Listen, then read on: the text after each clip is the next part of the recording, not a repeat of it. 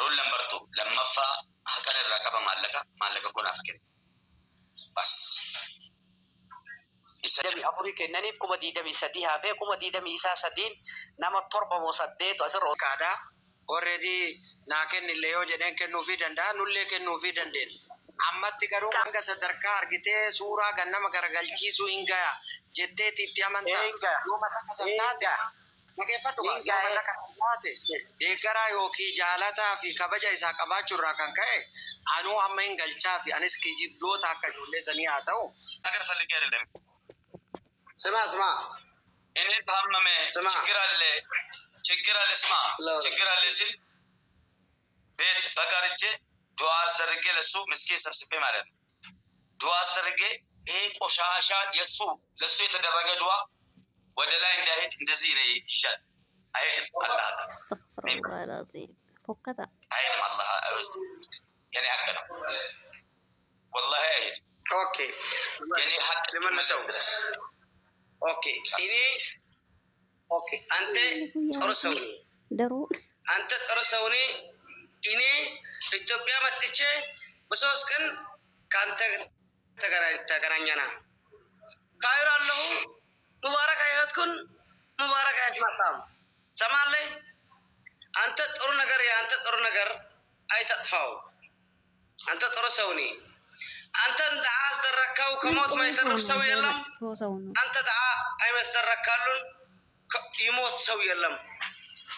أصدرك دعاء أي تصدرك كما تدين تدان إذا نورمال نقرنو إذا تمنيتنا دليتنا ميبالو أنت إذا دعاء منامني أصدرك بفلاقوت كنا أصدرك السو أصدرك اللي يعلم السو أصدرك اللي بيلم أنت ليجا يدلم لاباتو تفتاي تيكال حكيني مالس اللينيال يعني أنا سالو يعني بر إزو مقابر سايقبا حكين فلقان بس إنيا انتي تبغى نسوي تركنا الدولة كنا إنيا برند ستاوينا برنان إندي بدلاينا برنان برو والله يعني نورمال سونا علم مداني تفلق عليه إذا نورمال أنت فلاقوت نسطها بفلاقوت اللي ملسلكا ستامبلو بوشت مال نقوم عمال تاتي مال إني مرة كجرمو ما نسي ديمي يرو لما منصورين أرجيتي قرينا بوف ما نقول كوان ديمي ما نتونيتا بمايته بتامنو يا زنكوت بمن مكناتن دونه كسو كمامي عندبت مسمات فلقينا بريل وندم مزريج كون لبي تكفى من ساعة جودام نقلتي يرو لما نقلتي disrespect نقولينا بوسي منصور جمالي نلالي نمشي بالك يكون تقدم رول نمبر 2 لما فا حكى الرقبة مالك كون أفكر بس إذا disrespect نقولي modify إذا ما نعرف جذبة اوكي كاليسا دبامو ساعتي فكاسي ست دغامي نمني نچالا اتعانو نجرو اوبولي سكيو سو دباميو مالف ننغافا ناكامتي يالمو كبكا جدون كاتي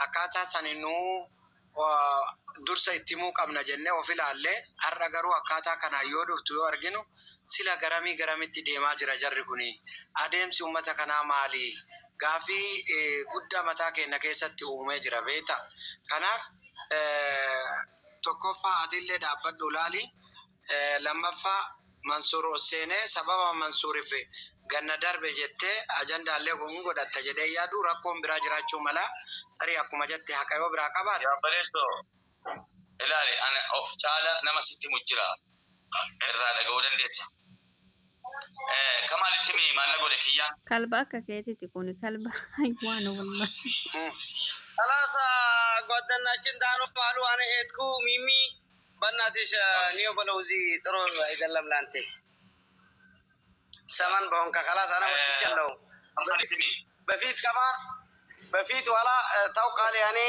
بس كده اول كل كان عندي جيزه ياورنا لك عند الكل كان تملسكا عند اصدقائم كان اهون اذا تكم يلا موس كني هنالك باي مامي اوكي باي اندريس ثانك يو مامي تكان انا سي دي فموجين رياليتي جرولت كمال ميدي كاسينا سي عند ترينجر سيغلي اما رغتا عليكم ورحمه الله Salaam alaikum. Waalaikum salam rahmatullah. Kamal akkam? Nagaa akkami fayyaadha? Jirra galata rabbi. Mee maaltu deemaa jira? Adeemsi akkanaa kun mee akkamitti ilaalta akka nama tokkootti?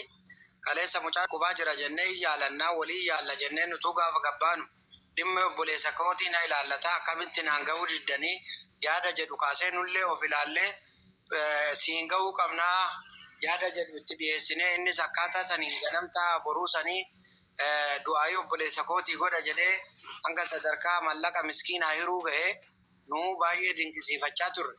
Har'atti garuu suuraa isaa gaggaragalchee akkaataa kanaan walirratti duuluun maaliif barbaachisee barbaachisummaas qabaa wanti beektu jira gidduu isaanitti ati. Udda subiitii keessa jirra. Udda subiitii haasofna wayiteenni kalellee hin jira keessa beekta. Ati wayin si gaafadha dhugaa yoo dhugaaf deemte jechuudha. Namni kuni dhugaa rabbiitti jechuudha. Namni kuni Mubaarak. Namni kun obboleessa isaati, hangafa isaati. Hangafa jechuun abbaadha. Hangafa jechuun kabajama. Akka rabbi akka nama asona ku rabbiitti jechuudha. Mubaarak kuni godhi jedheeni godhe namni kun biyya jira. Namni jiruu biyyaa ni beeyta. Ilma qaba, ilmoo guddifata. Mubaarak kun har'a dhukkubaa jira. Namni gaafa dhukkubu agartee asoo gannaman keenne yoo islaama akka ta'u taate asoo gannaman keenne haqa abbaa tokko kafalii kennii eenyu irraa qaba yoo qabaate firri irraa maammeen kun keessa kun asatti maal jedhaa ture anatu kalee xiyya kennaa fi Oromoon takka keessaa bayaa namni tokko keessaa bayaa natu gargaarsifataa na haakima fidataa natu isa hakkamaa jedhaa ture dheengadda namni Mubaarakiin dha'uu feetu na dhayii namni Mubaarak arrabselleen agartee naa dhiisaa jedhee dubbataa ture. Haa dhimbe dhageette biree sagalee san. Dhagayeera. Arramoo jechuudha. Birrii san agartee ergisiisee fi 47 ergee fi jedhe maammeen jechuudha. 47 godhee fi jedhe 24 kennaniif 23 hafee 23 nama 7 asirra ol seenee amma kafala akka wanti nu gaafatte kaalideen cirfaata kafa. Wanni nu gaafatte nu biraa tarte. Mee obboleessa kiyya dhufee jechuudha. Asirra dhufee Abdii Getaachoo fa'a, Mubaarak fa'a hundi isaanii eega sirraa qaba jedhee walaa deeggartoon isaa inni maaliif kennuufi dabarree haqa namaa abbaan ana mana asiin dura mallaqa ijoollee wallo 200 irraa qaba maammeen hin beeka.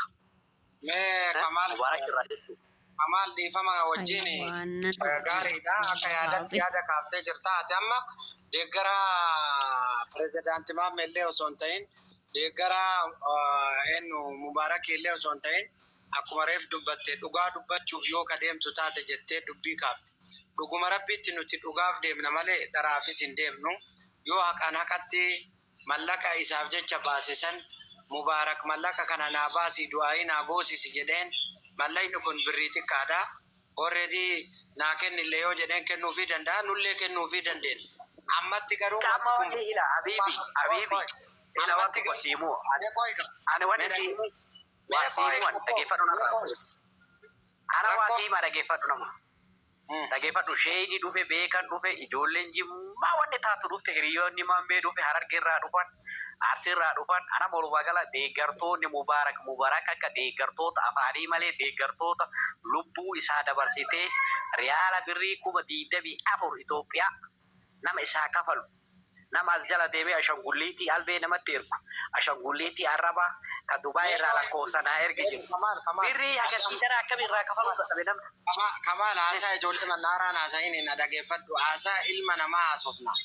Mee dhuguma rabbiititti mallaqni kun hanga sadarkaa argitee suuraa gannama garagalchiisuu hin gaya jetteeti itti amantaa yoo mallaqa san taate dhaggeeffadhu yoo mallaqa san taate deeggaraa yookiin jaalataa fi kabaja isaa qabaachuurraa kan ka'e anuu amma hin galchaa fi anis kijibdoota akka ijoollee sanii haa ta'u rakkoon qabu garuu ifaan ifatti riyaalitii jiru mallaqa saniif jecha ree inni obboleessi kiyya hin du'ini barbaachisaa taanaan kalee xiyyaayuu baasee hin kennaaf jedhe kalee bira darbee dhiise bakka kalee ana haadhatii yaasootaa ta'e hin gaya dhaggeeffadhu kanarra hin gayaa siin jedha maal gootaaf fagoo keessa dha hin gaya akkamitti hin gaya jedhe namni obboleessa ofii hangafa ofii abboo ati taa'inatu gaya jedha malee hangafa ofii akka nama lilmootitti gadi darbanii nama biraa osseessisuun tuffii maammirraa qabu tokko lammaffaa birrii isatti kenne birrii inni isaa kenne wallahi